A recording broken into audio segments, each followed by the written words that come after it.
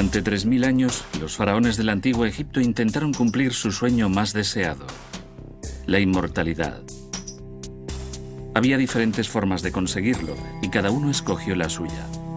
Pero solamente uno, el más grande, las intentó todas, Ramsés II.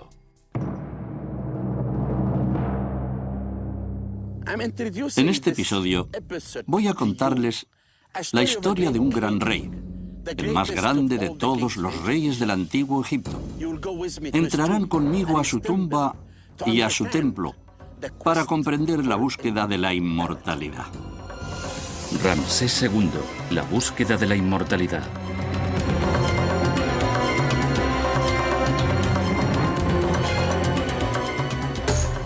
En solo 3000 años, la civilización egipcia apareció, llegó a su cenit y decayó. Sin embargo, consiguió preservar gran parte de su antiguo esplendor y su historia a través de sus monumentos, sus conocimientos y sus hombres. Aunque no podemos describirlos a todos solamente como simples hombres, algunos eran considerables dioses, los faraones. Durante toda la historia de Egipto, ocuparon el trono muchos y diferentes faraones. Algunos no dejaron huellas de su existencia, otros realizaron grandes hazañas. Unos cuantos dejaron obras realmente excepcionales y solo uno consiguió obras dignas de un dios. Ramsés II.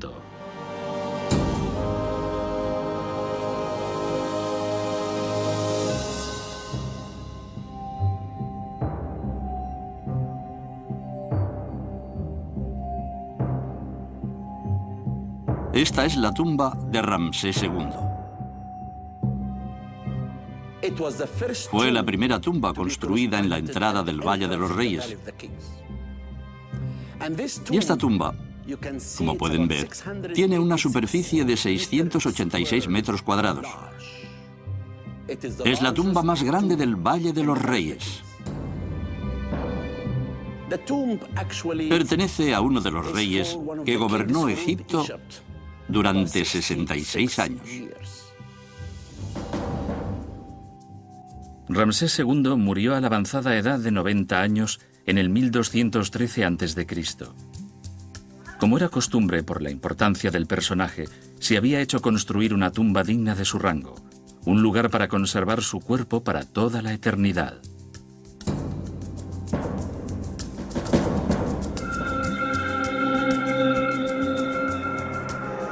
El diseño de la tumba KV7 es muy complejo. La gran cámara funeraria se alza sobre 8 pilares que desgraciadamente están muy deteriorados y se llega a ella por un largo corredor. Desde la cámara principal se accede a varias salas secundarias. Aquí reposaba para siempre, sin ser molestado, el cadáver momificado de Ramsés II. La tumba era el lugar más secreto que podía haber, al que nadie podía ni deseaba entrar. Estaban representadas la vida y las obras de Ramsés II y una impresionante demostración de su carácter. Todas y cada una de sus acciones, tanto políticas, religiosas, sociales o económicas, servía a su propósito de autopropaganda.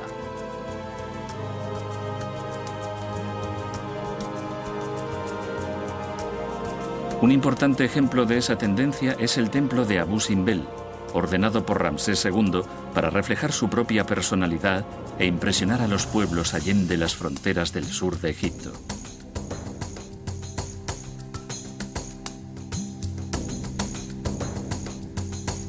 El tamaño del templo es sorprendente. La fachada mide 33 metros de altura y 38 metros de anchura, adornada con 4 enormes estatuas sedentes de Ramsés, cada una de ellas de más de 20 metros de altura. Pero el tiempo no perdona a ningún hombre. Durante siglos, el templo fue olvidado y cubierto por la arena del desierto, donde estuvo oculto hasta 1813, cuando fue descubierto por el explorador suizo Jean-Louis Burckhardt. Sin embargo, fue el italiano Giovanni Belzoni quien en 1817 empezó a retirar la arena y descubrió la entrada.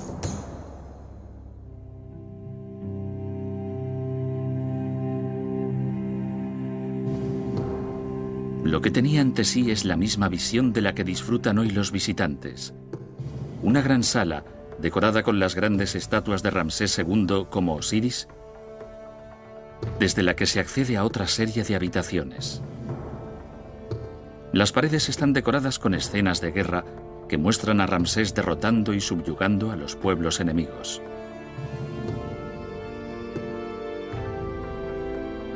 En la parte inferior encontramos el Santo de los Santos, el lugar más sagrado. Aquí, 4 estatuas sedentes representan al faraón entre los 3 dioses a los que está dedicado el templo: Ra-Horajti, Amón y Ptah. El pueblo lo consideraba un dios. Él mismo declaraba que era uno de los dioses, y se aprecia muy claramente en el templo de Abu Simbel. Cuando entras al Santo de los Santos, al fondo del templo, ves a Ramsés II sentado al lado de otros dioses, ya que él se consideraba un dios. En 1960 el gobierno egipcio dio comienzo a las obras de la gran presa de Asuán y del lago Nasser. El templo de Abu Simbel iba a quedar sumergido bajo las aguas del lago, pero se decidió que debía ser salvado, y se realizó la increíble hazaña en muy poco tiempo, entre 1964 y 1968, y los 2 templos fueron desmontados en 1500 bloques y reconstruidos 65 metros más arriba con una total perfección.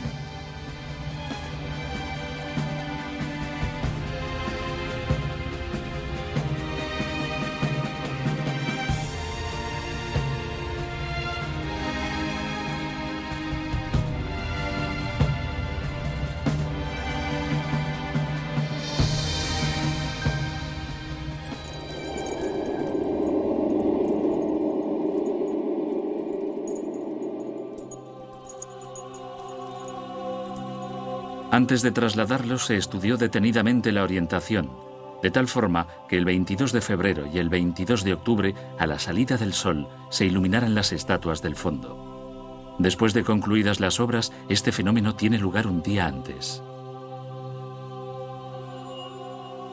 Las alas laterales están decoradas con varias imágenes de Ramsés II, junto con las divinidades más importantes del panteón egipcio.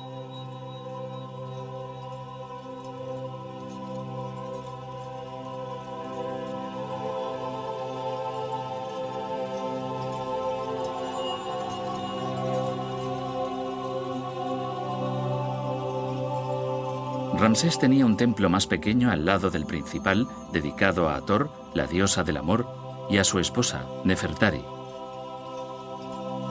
Aunque más pequeño en tamaño, es muy importante. Es el único templo egipcio dedicado a una reina.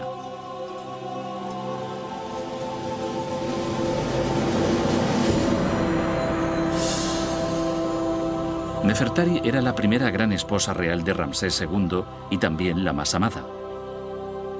Fue elegida para su hijo por Seti I cuando el príncipe solo tenía 15 años.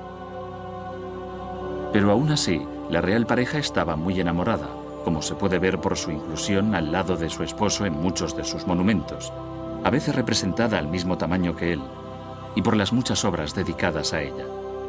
Pero la más bella e importante de todas se encuentra en el Valle de las Reinas.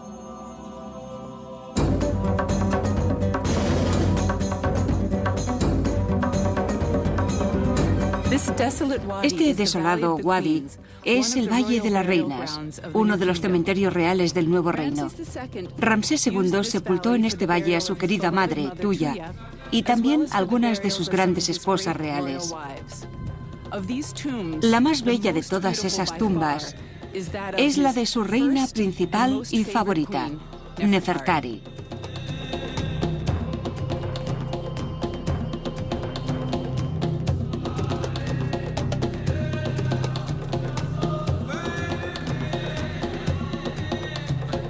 Todavía hoy, más de 3000 años después, la tumba conserva todo su esplendor original.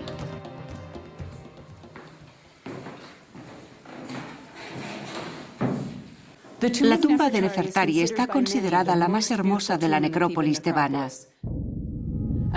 Y sin duda es realmente increíble. Nefertari era la más importante de las 8 esposas principales de Ramsés II.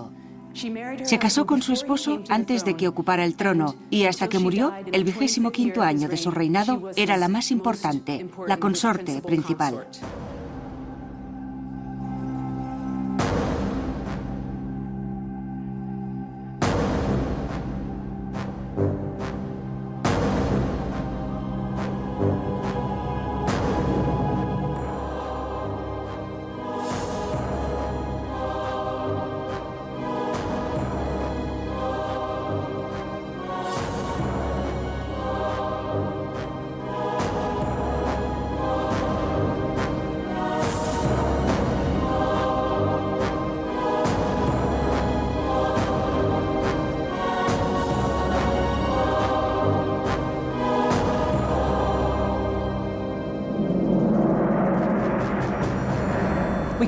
Aquí están representadas unas bellas escenas.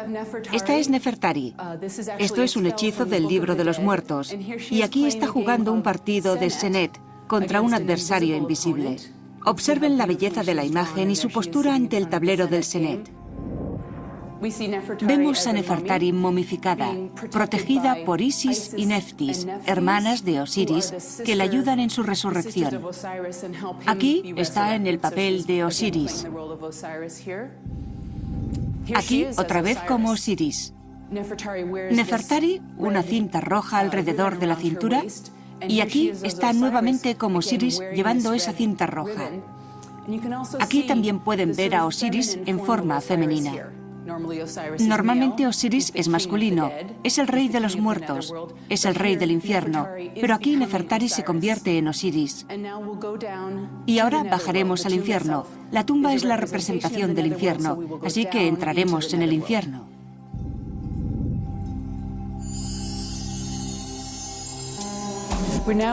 Estamos en la cámara funeraria, la parte más profunda de la tumba. La tumba fue descubierta en 1904 por Ernesto Schiaparelli y cuando la encontró la habían saqueado, probablemente en la antigüedad. Sin embargo, la decoración estaba mucho mejor que ahora. La tumba está construida con piedras de mala calidad, quebradiza, y la decoración es sobre yeso, que se usaba para cubrir las paredes y se grababa y se pintaba. Se desprende fácilmente de las paredes y se deteriora con la humedad. La decoración de la cámara funeraria está dedicada a la interacción de Nefertiti con varios dioses y diosas, y también hay escenas y textos del libro de los muertos. En esta pared tenemos a Nefertari que llega y traspasa las puertas del infierno, protegidas por estos genios armados con cuchillos, con nombres muy interesantes. Me gusta especialmente el del centro, que tiene cuerpo de mujer, cabeza de león y serpientes por orejas.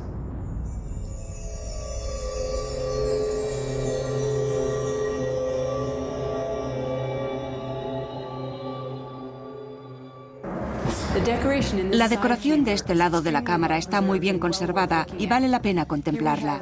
Aquí tenemos unas bonitas representaciones de Nefertari y una galería con algunos de los dioses más importantes del panteón egipcio. Comenzamos con Nefertari, bellamente ataviada, con un vaporoso vestido blanco, con el cinturón rojo alrededor de la cintura. La tiara la señala como reina madre. Lleva colorete en las mejillas y está muy hermosa. Está haciendo una ofrenda al dios Ptah, el dios de Memphis y de los artesanos. Y aquí tenemos nuevamente otra representación igualmente bella de Nefertari. Aquí está con el dios Tot, el dios de la sabiduría y de la escritura. En la pared del fondo tenemos otras hermosas escenas de Nefertari haciendo ofrendas a otros dioses. Aquí tenemos a la reina haciendo una ofrenda al dios Osiris, el rey del infierno, y estos pequeños son los 4 hijos de Horus. Y aquí tenemos a Nefertari haciendo ofrendas, el mismo tipo de mesa de ofrendas, al dios Satón, el gran creador y dios de Heliópolis, que lleva la corona del Egipto unido. Y observen también este cartucho de Nefertari. Su nombre está inscrito en este anillo ovalado como el nombre de un rey. En épocas anteriores, solo el nombre del rey podía estar en estos cartuchos, en este círculo ovalado que simboliza la eternidad. Pero en esa época, los nombres de las reinas importantes también podían inscribirse en los cartuchos. En la pared de al lado, a continuación de esta pared, tenemos una imagen de Nefertari venerando a las vacas celestes y a un buey. Y aquí tenemos una de las escenas más importantes de la tumba. Cuando Nefertari muere, baja a los infiernos y se encuentra con Osiris, y luego, en la hora más oscura de la noche, asume la forma de Osiris, se une a Ra, y al amanecer vuelven a renacer juntos, resucitan y la creación vuelve a empezar. Su existencia es protegida aquí por Isis y Neftis, y se les identifica por sus nombres que llevan en la cabeza.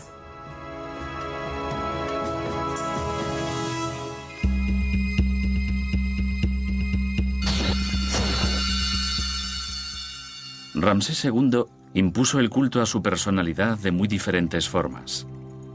Quizás la más evidente era su entusiasmo por construir, como demuestra la expansión de los principales complejos de templos de Tebas, Karnak y Luxor. En el templo de Amón-Ra, en Karnak, hizo erigir importantes edificios. La gran sala hipóstila, construida por Amenhotep III, fue ordenada por Seti I.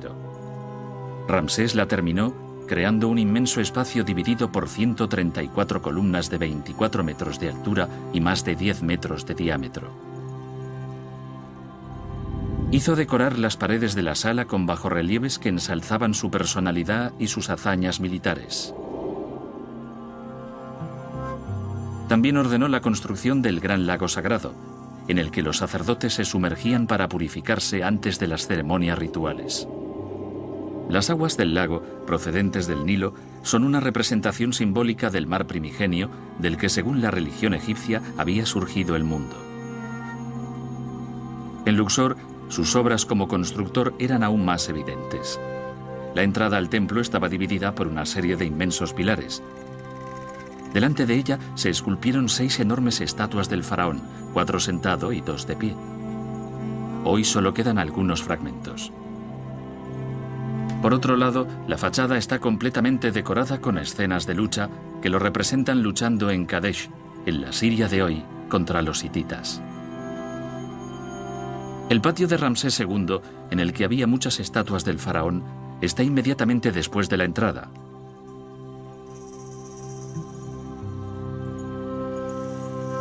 La mezquita de Abu el-Hayash, del siglo XIV, está dentro del patio, y recientemente se ha hecho un descubrimiento muy importante en la mezquita. En julio de 2007 se produjo un gran incendio dentro de la tumba de Abu el-Hayash, y así es como supimos que en esta parte de la mezquita había algo. Lo sospechábamos, porque fue construida en una zona del patio de Ramsés II. Aprovechamos la oportunidad y empezamos a encontrar estas inscripciones que estaban cubiertas por una gruesa capa de argamasa, de arcilla, que ha mantenido y preservado los bajorrelieves y las escenas esculpidas en la época de Ramsés II, que nadie había visto hasta que las descubrimos el pasado mes de febrero.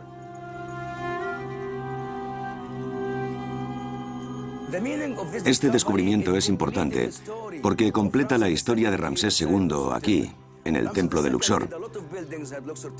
Ramsés II hizo muchos edificios dentro del templo de Luxor. Ramsés II, como ya saben, hizo de la tierra de Egipto un gran solar para sus obras. Pero esta fue la última que hizo en el templo de Luxor, y es la primera vez que vemos el último de sus edificios dentro de esta parte del templo.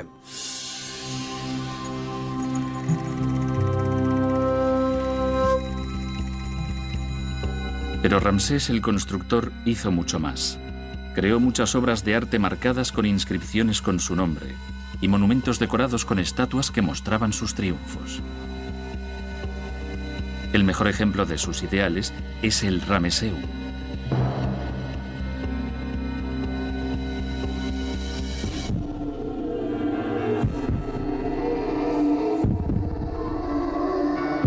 Ramsés II quiso construir este importante monumento para que fuera su templo funerario.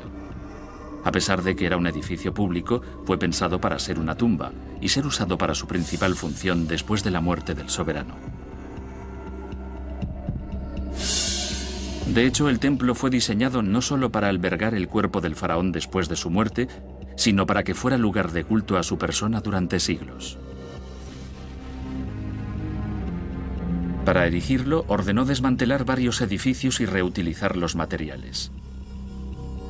Curiosamente, el Ramesseum corrió la misma suerte y también fue desmantelado y reutilizado por faraones posteriores. Pero continúa fascinando a los visitantes igual que en el pasado.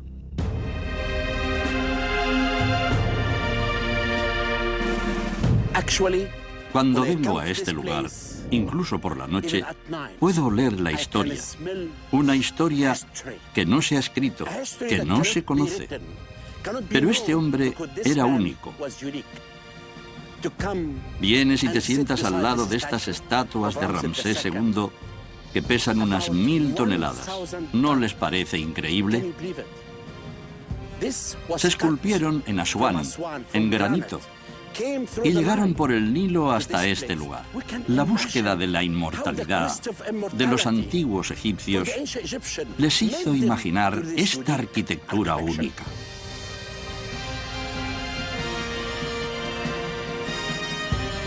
El primer patio del Ramesseum albergaba muchas y grandes estatuas de Ramsés como Osiris. Hoy, desgraciadamente, muchas de ellas están en ruinas, igual que la enorme estatua sedente del faraón. Originalmente medía 17 metros de altura y es una precisa demostración de cómo Ramsés II celebraba el culto a su personalidad, con obras majestuosas. Si algunos de ustedes que me están escuchando ahora vienen algún día y están al lado de estas inmensas estatuas, se sentirán como enanos. Contemplarán este templo y comprenderán la búsqueda de la inmortalidad de Ramsés II. Ramsés II también propició la expansión de su imagen y sus obras mediante importantes acciones. El faraón nació el año 1300 a.C., en Avaris, una ciudad de antiguas tradiciones, y estuvo aquí durante los primeros años de su reinado hasta que decidió construir una nueva capital, Pi-Ramsés. Actualmente no queda casi nada del antiguo esplendor de esta gran ciudad, y lo que se ha conservado está enterrado bajo unos terrenos que hoy se dedican a la producción agrícola. El nombre significa la casa de Ramsés, y vivió en ella hasta su muerte. Pero, ¿por qué quiso Ramsés II construir una nueva ciudad en el delta, tan lejos de lo que siempre había sido el centro principal del poder del antiguo Egipto? La razón número 1 es porque su familia era oriunda de aquí, de los alrededores. El motivo número 2 es político. Estaba interesado, junto a sus seguidores, en adquirir poder en Oriente Medio, en el Próximo Oriente, actualmente Siria y Palestina. La tercera razón, y obviamente la más importante, era económica. Quería explotar las remotas rutas del norte, tanto por tierra como por mar. Las conexiones por esas rutas eran muy buenas con las actuales Turquía y Grecia, y al llegar al este, incluso a Afganistán y aún más lejos.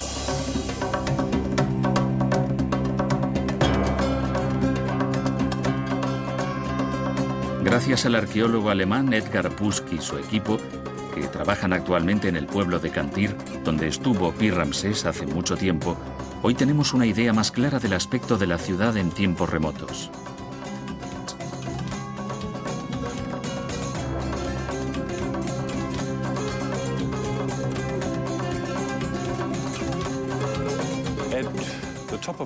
En la cumbre de su esplendor, Pi-Ramsés era una de las ciudades más grandes del mundo, si no la mayor.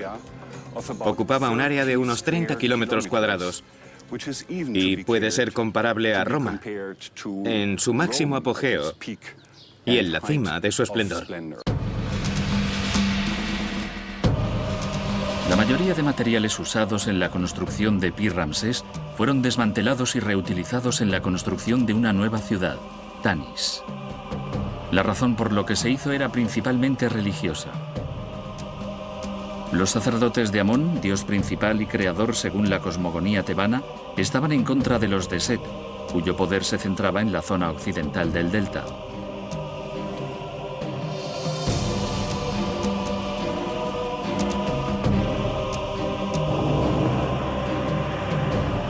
Gradualmente, los sacerdotes de Amón se apoderaron de lo mejor de los de Set, el dios dinástico de la familia de Ramsés, y por eso se decidió destruir Pi-Ramsés y crear una nueva capital con sus materiales, Tanis.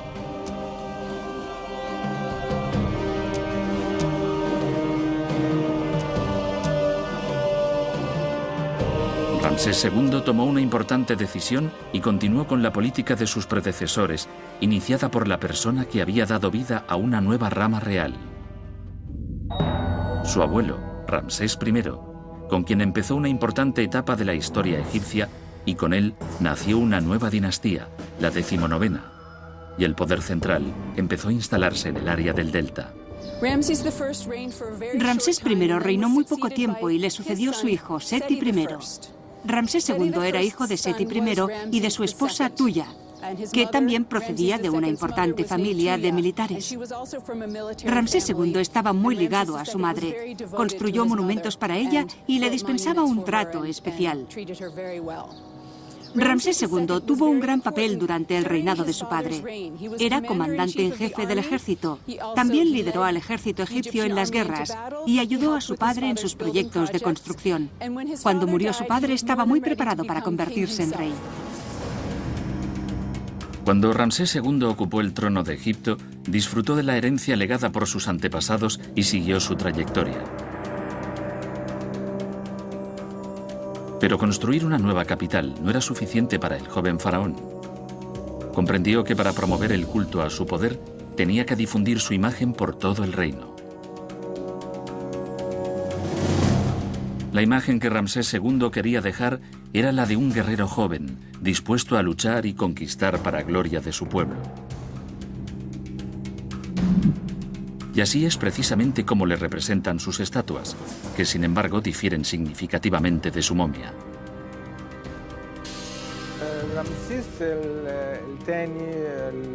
Afortunadamente, la momia de Ramsés II, que murió a los 90 años de edad, fue descubierta y es posible hacer una comparación entre la simetría de las estatuas y el rey. A diferencia de las estatuas de Akenatón, las de Ramsés II no representan al rey como hombre, sino que enfatizan las características físicas de un rey.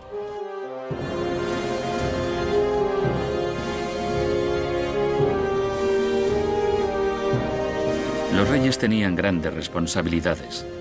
Ramsés II estaba bien preparado para asumirlas y garantizar la paz de su pueblo.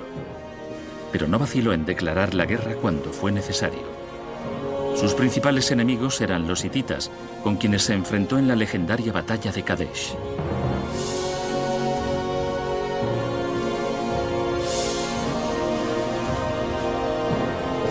Ramsés quería que los principales templos y monumentos que había construido describieran la batalla detalladamente. Por los bajorrelieves del Rameseum, Karnak y particularmente Abu Simbel, podemos reconstruir los principales momentos de esa batalla.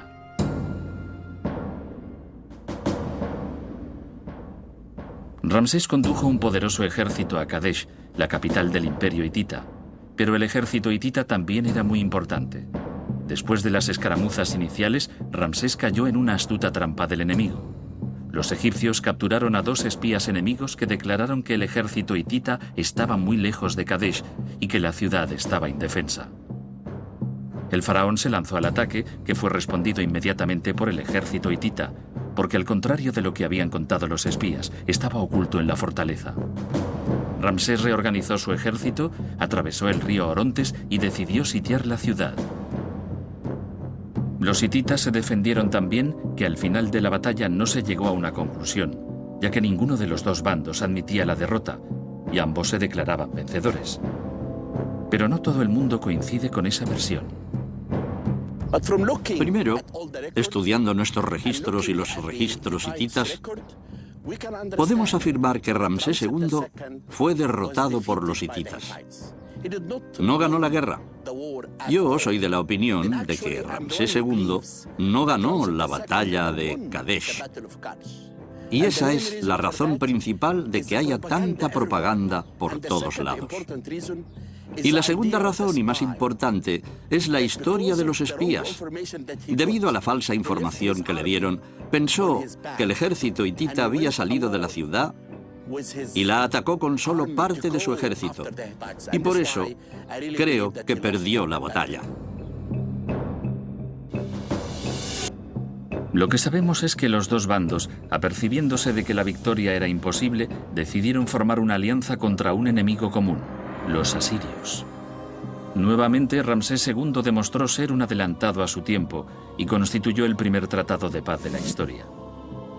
Pero el faraón quería más. Ordenó que el texto del acuerdo de su matrimonio con una de las hijas del rey hitita fuera grabado en la fachada del templo de Abu Simbel. El soberano selló un pacto eterno con la persona que hasta entonces había sido su mayor enemigo.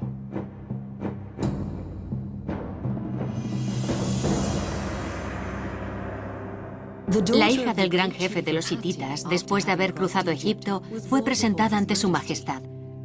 Su majestad vio que su rostro era hermoso como el de una diosa. Ordenó que su nombre fuera esposa del rey, Maat Honeferu Re, que tenga una larga vida. En Saqqara, un equipo liderado por el arqueólogo Alain Sibi, que investigaba la antigua necrópolis de Memphis, hizo un importante descubrimiento: la tumba de una persona muy vinculada al tratado de paz entre egipcios e hititas. El propietario de la tumba. ¿Quién era el propietario de la tumba? ¿Cuál es el significado de esta tumba? ¿Qué aporta de nuevo? Mucho. Mucho, porque aquí tenemos la pista, la principal. Aquí tenemos dos nombres, con dos títulos. Tenemos un nombre elegible. Puede ser discutido, pero dice Neche Hui Mes, el que nació de los dioses, Horus y Set. Ese es uno. Y aquí, lo que he supuesto durante mucho tiempo, mucho antes de que hiciéramos el descubrimiento completo, otro nombre, Pajarnaúa o Pijarnaúa. También lo sabíamos por fuentes hititas, por el lado hitita, por la correspondencia diplomática hallada en Bogaskai, donde estaba la ciudad principal de los hititas, en Atusa, en Anatolia, la moderna Turquía, no muy lejos de Ankara. Y en esa correspondencia diplomática, los hititas mencionan varias veces a un miembro de la familia real faraónica, un representante real egipcio, mensajero, embajador. Podemos llamarlo embajador, que se llamaba Pajarnaúa o Pijarnaúa. Solo teníamos el nombre de Pajarnaúa y teníamos que saber más, aunque sabíamos que el propietario de la tumba era un mensajero real, un embajador real, por lo que vemos en el cartucho. Finalmente he averiguado que Pajarnaúa está aquí. Esta es la tumba del Pajarnaúa mencionado por los hititas. Ramsés II demostró ser un político inteligente y un guerrero respetable. Creó obras destinadas a perdurar eternamente. Quería a su pueblo y éste le correspondía, y a su muerte dejó un reino poderoso y en paz.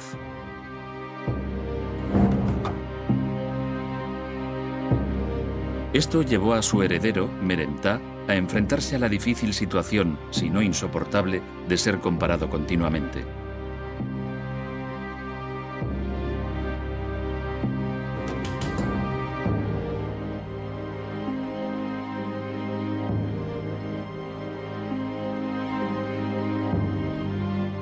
Merentá era hijo de Ramsés el Grande y su segunda reina principal, Isisnofret. Fue nombrado príncipe de la corona el año 55 del reinado de su padre, que duró 67 largos años, y obtuvo el rango por haber sobrevivido a 12 hermanos y hermanastros mayores que él. Era un anciano cuando sucedió a su padre. Después de haber esperado muchos años, finalmente ascendió al trono, y Merentá descubrió que se enfrentaba a un imposible: vivir siendo comparado a su padre. Nunca lo igualó, y solo fue como su padre en una cosa: su tumba. Merentá murió a los 10 años de ocupar el trono de Egipto y fue enterrado en esta enorme tumba, una de las más grandes del Valle de los Reyes. La gran cámara funeraria, a la que se accede por un largo y empinado corredor, todavía contiene el sarcófago de alabastro que albergaba la momia del faraón, ahora conservada en el Museo Egipcio de El Cairo. Meremta era solo uno de los más de 100 hijos que se le atribuyen a Ramsés II. La exaltación de su personalidad y su objetivo final de llegar a la inmortalidad continuaría a través de sus descendientes, y Ramsés lo sabía mejor que nadie. A pesar de su grandeza, también soportó mucho dolor. Reinó hasta la edad de 90 años, y antes de morir sufrió la pérdida de muchos de sus hijos. Tal vez por eso decidió construir una tumba para preservar sus restos mortales, en un intento de garantizarles también la inmortalidad. Estamos en una de las tumbas más grandes del Valle de los Reyes, la KV5. Creemos que esta tumba, que están excavando nuestros colegas estadounidenses, es la que Ramsés II hizo construir para sus hijos. Como ya sabemos, Ramsés II tuvo más de 100 hijos e hijas. Conocemos el nombre de la mayoría de ellos, aunque hasta ahora no hemos encontrado sus cuerpos. Y por eso pensamos que esta puede ser la tumba que Ramsés II ordenó diseñar y construir para el reposo eterno de los cuerpos de sus hijos.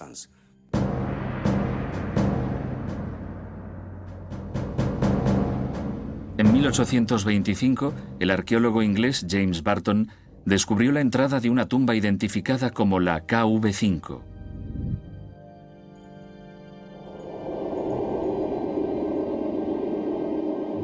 Sin embargo, el interior de la tumba estaba en tan malas condiciones que el arqueólogo, después de recorrer unas cuantas salas, pensó que la estructura no tenía valor. La tumba fue olvidada durante más de 150 años. En 1989, el arqueólogo estadounidense Ken Weeks redescubrió la entrada e inició una investigación profunda y sistemática.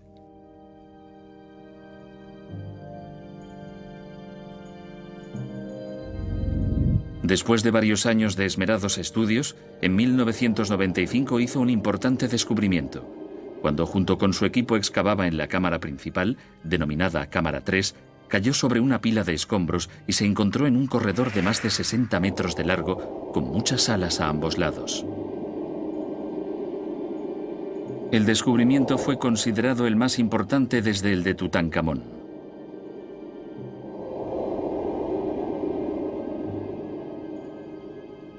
Por los escasos relieves de las paredes y varios objetos hallados en el suelo, Ken llegó a la conclusión de que era la tumba de los hijos de Ramsés II.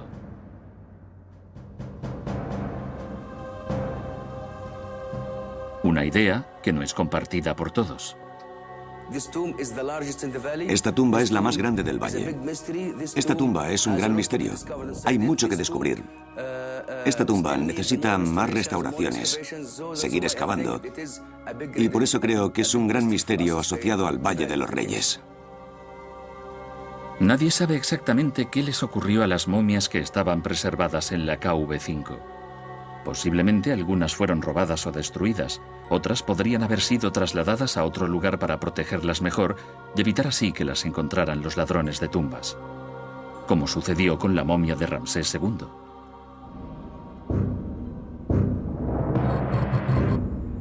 Fue hallada en 1881 en un lugar secreto en Deir el-Bahari, cerca del templo de la reina Hatshepsut, donde se habían escondido muchas otras momias de miembros de la familia real. Seguramente, el cuerpo del faraón fue trasladado allí poco después de su muerte. Por lo tanto, su tumba fue abandonada o reutilizada para otros propósitos durante siglos, y se deterioró debido a las inundaciones y los seísmos. Actualmente se llevan a cabo importantes obras de restauración. Como director de antigüedades, he buscado personal que restaure esta tumba. Hay muy pocas escenas que podamos ver, pero todavía conserva la esencia del rey más famoso del antiguo Egipto, Ramsés el Grande.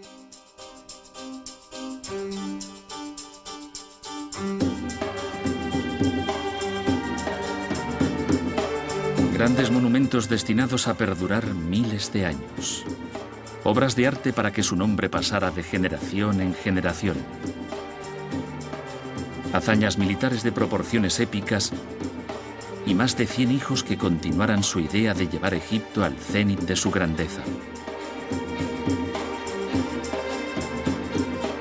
Todo conseguido por un solo hombre, Ramsés II. Fue el único faraón que exploró todos los senderos hacia la inmortalidad. Y lo hizo como hombre, como rey y como Dios.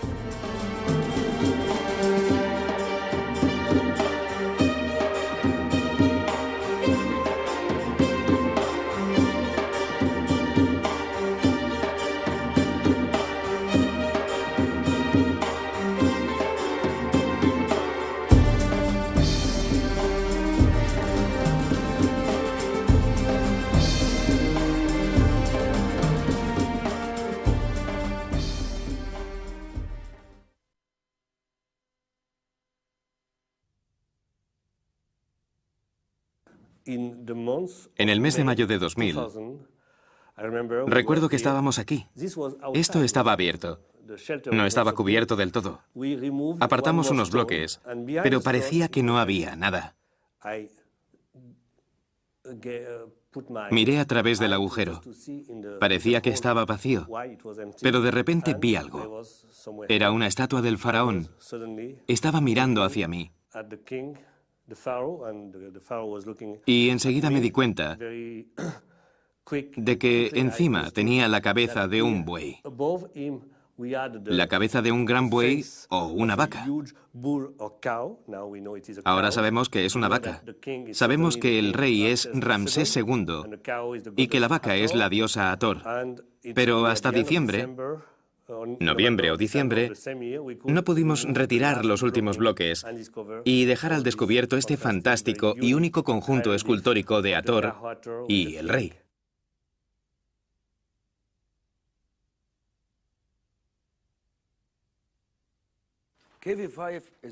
La KV5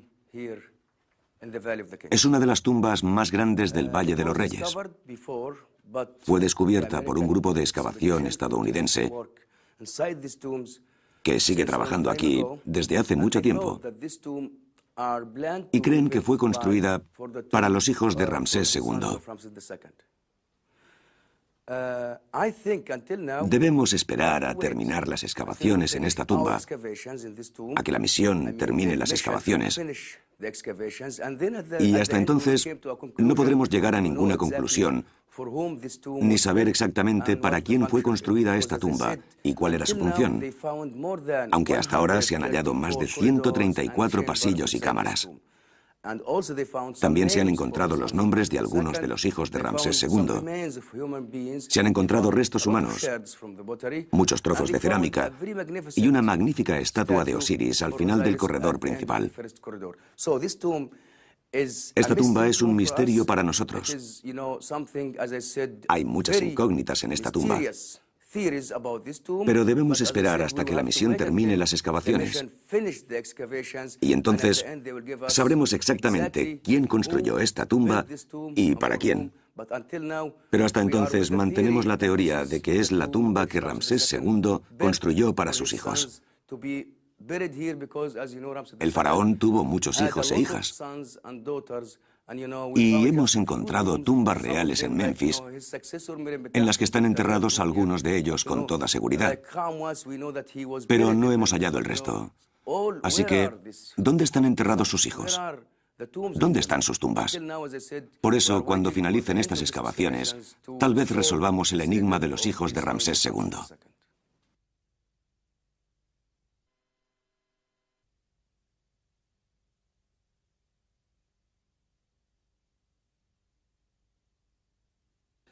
La entrada de la tumba no se conocía hasta que la descubrió Lipsius.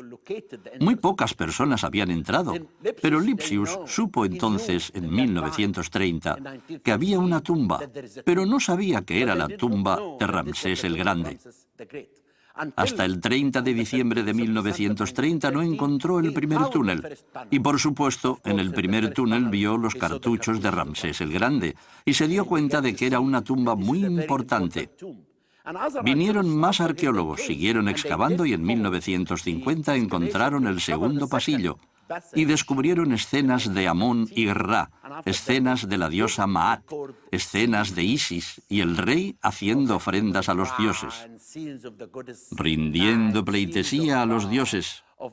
Y la otra son los libros colocados dentro de la tumba.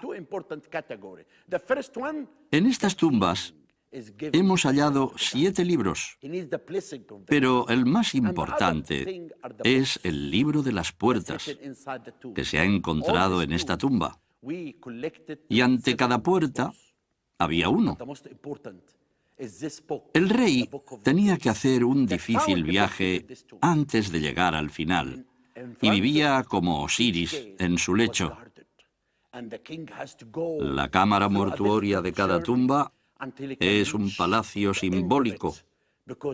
Es el dormitorio del palacio, de su palacio. Y ese es su dormitorio para toda la eternidad. Y el sarcófago representa su lecho. Y el rey vivirá ahí para siempre. Y los libros le ayudarán en sus relaciones con los dioses y le aseguran su divinidad.